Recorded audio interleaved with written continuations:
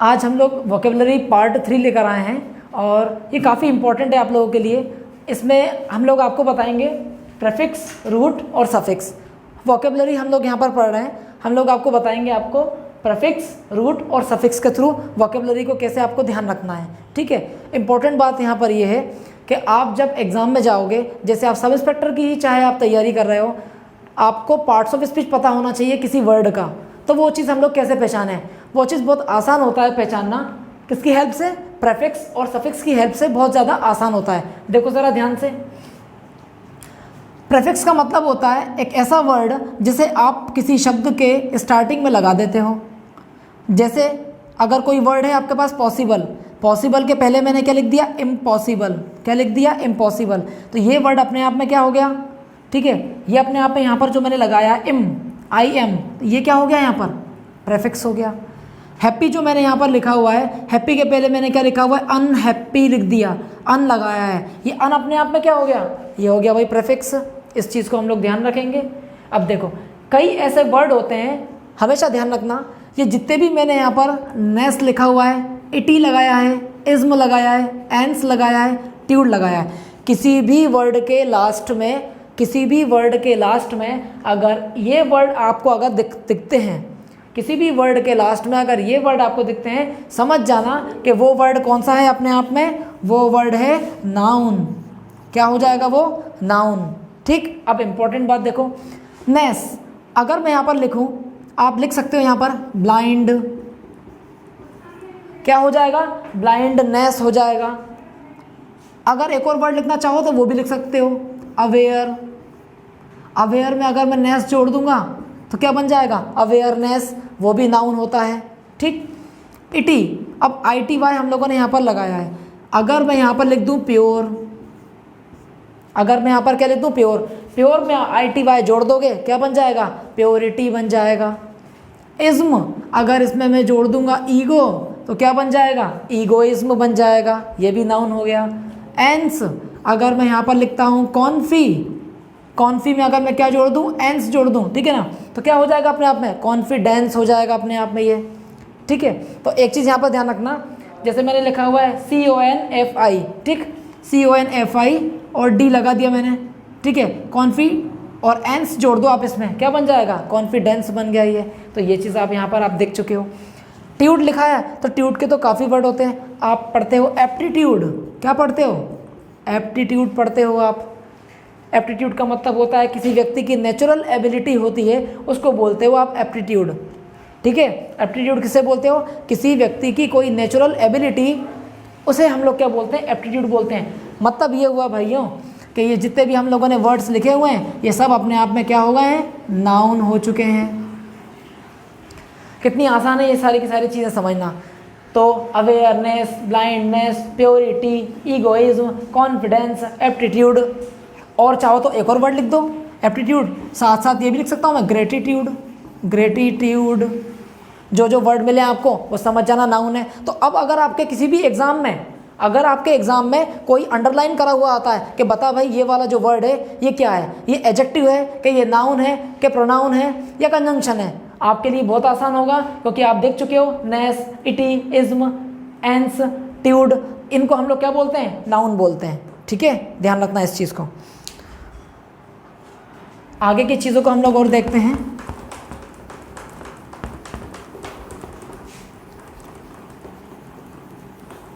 चीज़ें बहुत आसान होती है यदि उसे टेक्निकली उन चीज़ों को पढ़ा जाए तो। अदरवाइज़ अगर क्रैम करने की सोचते हो कि बस मुझे याद हो जाए और नंबर ले आऊँ मैं, ये पॉसिबल नहीं है भाई। देखो और चीज़ें हम लोग देखते हैं। अगर मैं यहाँ पर लिखता हूँ ENT, कोई भी अगर मुझे यहाँ पर वर्ड दिया हुआ है, कोई भी वर्ड है, और उस वर्ड में अगर मैं क्या जोड़ दूँ? ENT अगर जोड़ता हूँ, तो ये दो तरह की बातों को बताता है। पहली बात तो इसमें वो हो सकती है, ENT जो हम लोगों ने लिखा हुआ है ENT,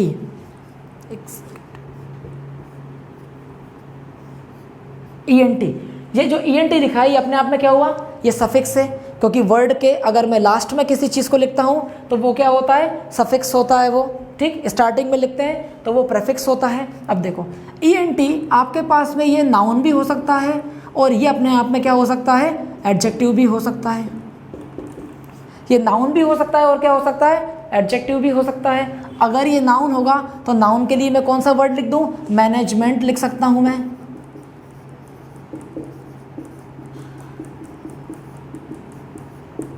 लिख सकता हूं भाई मैनेजमेंट। तो मैनेजमेंट ENT आ गया लास्ट में, ENT अगर आ गया तो वो क्या हो गया भाई, बोलो, ये अपने आप में नाउन हो गया, मैनेजमेंट। अब इसी को अगर मैं एडजेक्टिव फॉर्म में अगर मैं लिखना चाहूँ तो वो क्या हो सकता है, वो हो सकता है भाई, मैं लिख सकता हूँ जैसे डिफरेंट। डिफरेंट अपने आप में क्या होता है, ये जो वर्ड होता है ये अपने आप में एडजेक्टिव होता है। देख लो किसी भी वर्ड के लास्ट में मैंने यहाँ पर लगाया तो वो दो चीज़ें बना रहा है, या तो वो नाउन बना रहा है या फिर वो एडजेक्टिव बना रहा है। ठीक है, हम लोग इस बात को अच्छे से जानते हैं कि जो भी नाउन होता है वो इंग्लिश में दो तरह के काम करता है। ठीक है, सब्जेक्ट बना सकता है वो, और क्या बना सकता है, ऑब्जेक्ट बना सकता है। ठीक, अब अगर मान लो आपको एग्जाम में क्वेश्चन पूछा जाए,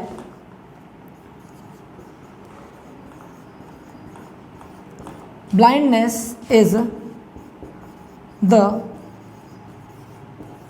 largest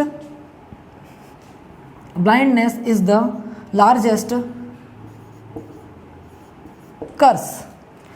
blindness is the largest curse. अब ये अगर आपको एग्जाम में क्वेश्चन पूछा गया और आपको अंडरलाइन कर दिया भाई सामने वाले ने, एग्जाम में आपको क्या दे दिया, अंडरलाइन करके दे दिया, आपसे 4 ऑप्शंस दे दिए सामने वाले ने, आपको कितने ऑप्शंस दे दिए, 4 ऑप्शन, कि बताओ भाई ये जो वर्ड लिखा है हमने ब्लाइंडनेस, प्रोनाउन है, नाउन है, कंजंक्शन है या प्रीपोजिशन है, बताओ भाई किस पर टिक लगाओगे। अब आपको कुछ भी नहीं करना है, आपको तो वर्ड में लास्ट में देखना है क्या लिखा हुआ है, नेस लगा हुआ है। अगर नेस लगा हुआ है तो अभी अभी हम लोगों ने देखा था क्या होता है, नाउन होता है, टिक करो, हटाओ, बाकी के सबके सब ऑप्शंस खत्म ही है, नाउन। दूसरी बात एक और तरह से चेक कर सकते हो कि कोई भी अगर वर्ब है तो वर्ब को किस चीज़ की ज़रूरत होती है, सब्जेक्ट की ज़रूरत होती है। नाउन क्या करता है, सब्जेक्ट बनता है, नाउन क्या बनता है, ऑब्जेक्ट बनता है। इसका मतलब किसी भी वर्ब को सबसे पहले जो ज़रूरत होती है वो नाउन की ज़रूरत होती है, ठीक है, या प्रोनाउन की ज़रूरत होती है। तो ये क्या बन जाएगा, आपका सब्जेक्ट बन गया। नेस लगा हुआ है तो नाउन हो गया, और नाउन इंग्लिश में काम क्या करता है, सब्जेक्ट बनने का और ऑब्जेक्ट बनने का। ठीक है, तो अब अगर आपको सेंटेंस इस तरह से दिया जाता है और अंडरलाइन कर देगा वो किसी पार्ट पर कि बताओ 4 ऑप्शंस में से क्या है ये, तो आप तो देखो नेस लगा हुआ है ना, तो नेस के कारण क्या हो गया, ये नाउन हो गया। ठीक है, तो देखो काफ़ी कितनी ज़्यादा इंटरेस्टिंग चीज़ें होती हैं ये। इंटरेस्ट लो भाई, इंटरेस्ट के साथ में ही चीज़ों को सीखा जा सकता है, अदरवाइज़ तो ऐसा है कि बहुत प्रॉब्लम होती है फिर सीखने में। एक नंबर इंपॉर्टेंट है कॉम्पिटिटिव एग्ज़ाम के लिए, एक नंबर, पॉइंट में 1 साल ख़राब हो जाता है अगर पॉइंट में भी अगर नंबर कम आते हैं। चलो इसके आगे हम लोग यहाँ पर ध्यान से देखते हैं। अगर मैं एक वर्ड लिखूँ मैग्नी लोक्वेंट, ठीक है, अगर मैं यहाँ पर एक वर्ड लिखूँ मैग्नी लोक्वेंट, ठीक, इसको कैपिटल में कर देता हूँ पूरा, मैग्नी लोक्वेंट हमने ये वर्ड लिखा हुआ है। अब आप देखोगे भाई कितनी बड़ी स्पेलिंग है, कैसे याद रखेंगे, बहुत आसान है भाई। मैग अगर वर्ड आपको इंग्लिश में मिलता है तो मैग वर्ड का मतलब होता है भाई बिग, ठीक है, मैग या फिर मैग्न, कोई भी अगर इस तरह का वर्ड मिलता है तो वो क्या होता है, बिग होता है। लोक अगर आपको जब भी मिलता है इसका मतलब होता है भाई टू स्पीक, इसका मतलब क्या होता है, टू स्पीक। तो मतलब हम लोग यहाँ पर ध्यान रखेंगे QUILOC, ठीक है, LOQUILOC, इस तरह की अगर मुझे जब भी मिलेंगे वर्ड तो इसका सीधे सीधे मीनिंग होगा टू स्पीक, यानी कि बोलने वाली जो भी शब्द होते हैं, हम लोग जो बोलते हैं, बोलने वाले जो भी शब्द होते हैं उनको हम ध्यान से देख लेते हैं। मैग्नी लोक्वेंट हमने लिखा हुआ है, मैग का मतलब हुआ भाई बिग, और लॉक का मतलब होता है टू स्पीक। इसका मतलब बढ़ा चढ़ा कर जो बातें बोलता है उसे आप क्या बोलते हो, मैग्नी लोक्वेंट बोलते हैं हम उसे। जो बढ़ा चढ़ा कर बातों को बोलता है उसे हम लोग मैग्नी लोक्वेंट बोलते हैं, हमेशा ध्यान रखना इस बात को। अच्छा, अब अगर एग्ज़ाम में आपको इसका सिनोनिमस पूछा जाता है कि बताओ भाई इसका सिनोनिमस बता दो, इसका सिनोनिम बता दो आप क्या होता है, तो आप बता सकते हो। समानार्थी इसका क्या होगा, सीधी सी बात है, पॉम्पस, पॉम्पस बोल देना आप तो यहाँ पर, ठीक है। पॉम्पस स्पीकर, आप इसे क्या बोल सकते हो, पॉम्पस स्पीकर बोलते हैं। पॉम्पस स्पीकर का मतलब ये होता है भाई कि वो व्यक्ति जो बढ़ा चढ़ाकर बातों को बोलता है उसे हम लोग बोलते हैं, ठीक है। हम लोगों ने देखा अभी एक वर्ड मैग्नीलोक्वेंट देखा, तो सीधी सी बात है, ये अपने वन वर्ड सब्स्टिट्यूशन को कवर करते हैं। अब अगर आपको एग्जाम में आ जाए वन हु बोस्ट्स, एग्जाम में अगर आपको आता है वन हु बोस्ट्स, ठीक है, बोस्ट का मतलब होता है डींगे हाँकना, बड़ी बड़ी बातों को बोलना। तो सीधी सी बात है, क्या आंसर लगाओगे आप इसका आंसर क्या दोगे, इसका आंसर दे देना आप मैग्नीलोक्वेंट। ये आपका वन वर्ड सब्स्टिट्यूशन तैयार हो गया। वन वर्ड सब्स्टिट्यूशन में आप ये आंसर कर सकते हो, वन हु बोस्ट्स, जो बड़ी बड़ी बातें करता है, मतलब बढ़ा चढ़ाकर किसी बात को बोलता है, उसे क्या बोलते हैं, मैग्नीलोक्वेंट बोलते हैं। तो एंटोनियम सिनोनियम भी हो गया और वन वर्ड सब्स्टिट्यूशन भी एक ही वर्ड में हो गया, रटने की ज़रूरत ही नहीं है। क्यों लेकर बैठो आप किताबों को। और देखते हैं हम लोग, अगर मैं जैसे यहाँ पर लिखता हूँ सोमनी लॉक्विस्ट, अगर मैंने लिखा तो सोम का मतलब हमेशा आप ध्यान रखेंगे, सोम का मतलब होता है स्लीप। लॉक का मतलब हम लोगों ने अभी देखा, इसका मतलब क्या होता है भाई, इसका मतलब होता है टू स्पीक, ठीक है। अब ध्यान से देखो, सोम का मतलब स्लीप, इसका मतलब जो व्यक्ति नींद में बोलता है, ठीक है, जो व्यक्ति नींद में बोलता है उसे क्या बोलते हैं हम लोग, सोमनीलोक्विस्ट बोलते हैं। एक ऐसा व्यक्ति जो नींद में बोला करता है, नींद में बोलता रहता है, उसे क्या बोलते हैं, सोमनीलोक्विस्ट बोलते हैं, ठीक है, इसे ध्यान रखना। अच्छा, एक बीमारी भी होती है, एक बीमारी भी मुझे यहाँ पे याद आ रही है, उसे क्या बोलते हैं, इनसोम्निया, यानी कि सोम्न का मतलब स्लीप और इन का मतलब नेगेटिव, यानी कि पहले आपको नींद आती थी, अब आपको नींद नहीं आती। तो एक ऐसी बीमारी जिसमें आपको कभी नींद ही नहीं आती है, उसे क्या बोलते हैं हम लोग, इनसोम्निया, ठीक है, ध्यान रखना। वो गाना है ना, मुझे रात को नींद ना आए चैन ना आए, वही चीज़ है ये इनसोम्निया, ठीक है। चलो शैतानी मत दो, पढ़ो अच्छे से पहले। ना ना ना ना ना ना ना ना। अच्छा, और हम लोग वर्ड देखते हैं, जैसे अगर मैं यहाँ पर लिखूँ मोनोलॉग, मैंने लिखा हुआ है यहाँ पर मोनोलॉग। मोनो का मतलब हम लोग जानते हैं, मोनो का मतलब क्या होता है भाई, सिंगल। लॉग का मतलब सभी जानते हैं भाई, टू स्पीक, यानी कि ये होता है इसका मतलब कि जब एक व्यक्ति बोलता है और बाकी के सारे व्यक्ति उस व्यक्ति की बात को सुनते हैं, उसी को बोलते हैं हम लोग मोनोलॉग। इसका मतलब कौन सी स्पीकिंग हुई है, ये कौन सी स्पीकिंग हुई,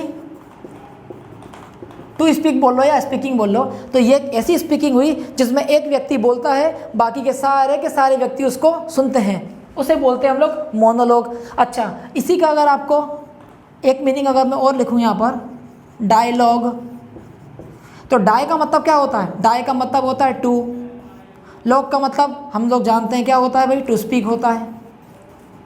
इसका मतलब यहाँ पर हुआ कि दोनों तरफ से जब स्पीकिंग हो रही होती है, बातचीत हो रही होती है, उसी को हम लोग क्या बोलेंगे, डायलॉग बोलेंगे। इसीलिए आप लोग पढ़ते हैं द्विपक्षीय वार्तालाप, बायलिटरल डायलॉग, समझ में आ रहा है आपको। तो डायलॉग का मतलब यहाँ पर क्या होता है, दोनों तरफ से स्पीकिंग होती है, उसी को क्या बोलते हैं, डायलॉग बोलते हैं, ठीक है। ये बात हमेशा ध्यान रखना।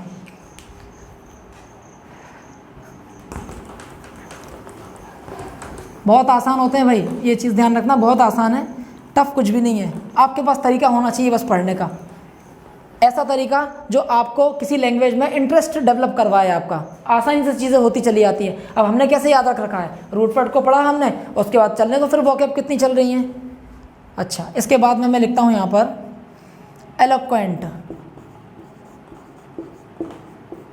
और एक और वर्ड मैं यहाँ पर लिख देता हूँ कोजेंट। अच्छा, मैंने लिखा हुआ यहाँ पर एलोक्वेंट, इसमें आ गया लॉक, ठीक है। अब ध्यान रखना, एलोक्वेंट और कोजेंट मैंने यहाँ पर दोनों वर्ड इसलिए बताए हैं क्योंकि दोनों वर्ड का एक ही मीनिंग होता है यहाँ पर, और वो होता है भाई इफेक्टिव स्पीकिंग। इसका मतलब होता है भाई इफेक्टिव स्पीकिंग।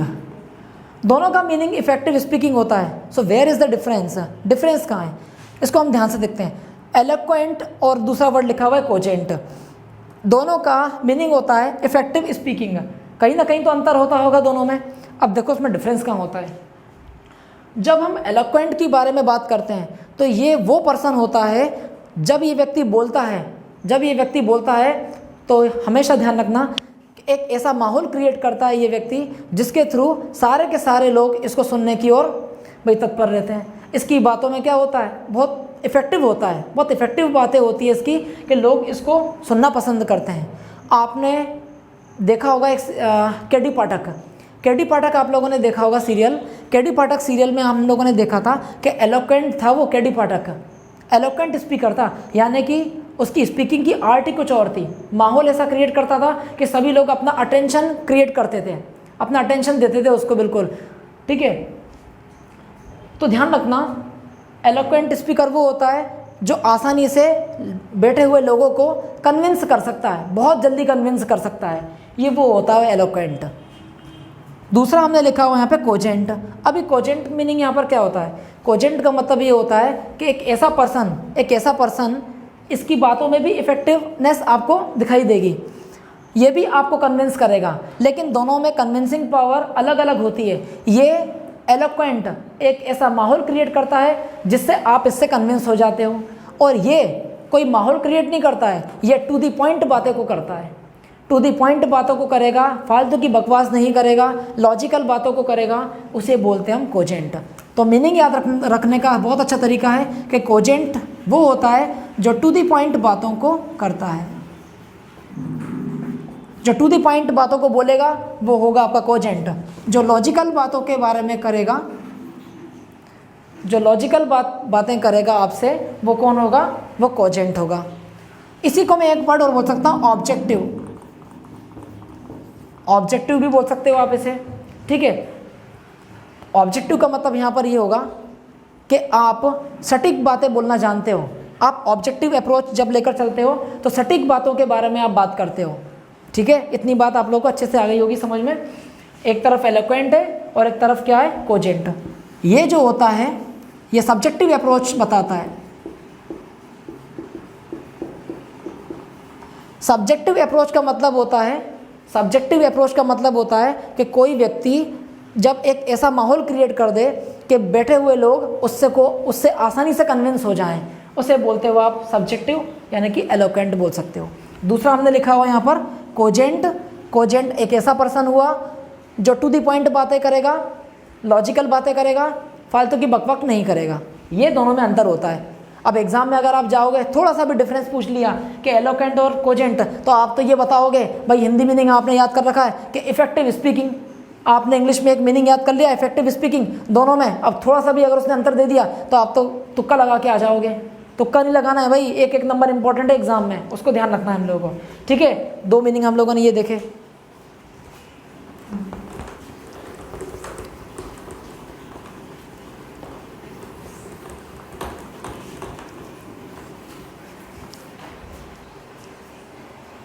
तो भाई आज के लिए इतना ही रखते हैं हम लोग, बाकी का हम लोग नेक्स्ट क्लास में देखेंगे, ठीक है। बहुत अच्छे अच्छे वोकैब मीनिंग हम लोग देखेंगे, ठीक है भाई। आज के लिए इतना ही, थैंक यू।